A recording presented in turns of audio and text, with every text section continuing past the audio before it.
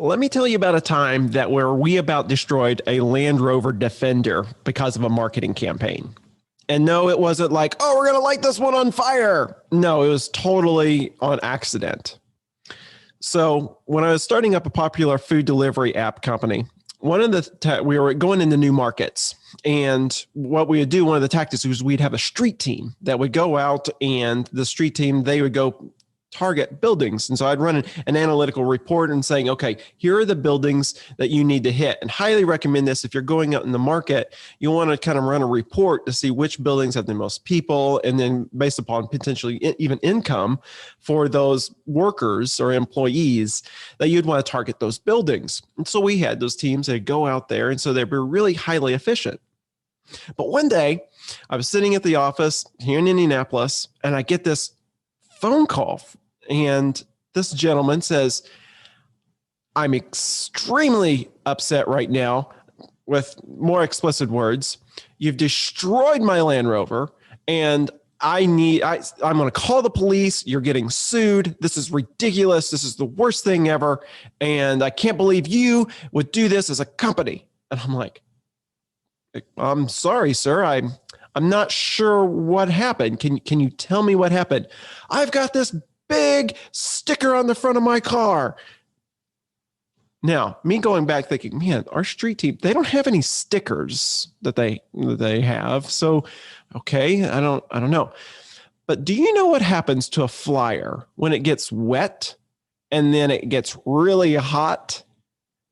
It becomes like a sticker on a car. And it's not one of those cool stickers where you just kind of rip off. Like you start to take it off and it just kind of leaves goo everywhere. Not good. This is what had happened. So the gentleman, he was parked on the street. The street team thought, man, you know what? I'm going to actually target more people. I can put these flyers on car windshields. Not knowing that one of the repercussions of that, and two, that's not a tactic that we wanted to take. But I said, okay, I'm sorry, sir. I'm here in Indiana, and I'm taking down this information. I need to figure out how I can help you with this. He's like, well, you guys need to fix all this. And it gets really, really upset. And I said, you know what? I'm sorry, sir. This was my fault. And in that moment, he says, well, how is it your fault? You're in Indiana. I'm all the way over on the West Coast. How is this your fault? Well, sir, I obviously did not train and tell my people to not put flyers on cars. That's my fault. I apologize. And in that moment, also, you could hear now his voice start to change, to realize, this guy he's admitting that it was wrong. He's taking ownership of it. And so, needless to say, we ended up getting his car detailed and fixed. And actually, he was running to his 5-year-old's birthday party. And I even sent a birthday present to his 5-year-old son. So all in all, it worked out really well to fix the problem. But one of the biggest things in that moment that I realized was taking ownership for your team, taking ownership for the campaigns, and taking ownership for how you are leading. Now, did I go back to the street team and say, oh, you know what, you did this wrong, it was bad, it was horrible, you're fired? No. I went back to the team and I said, man, thank you for thinking outside the box and trying to think of other ways that you can market.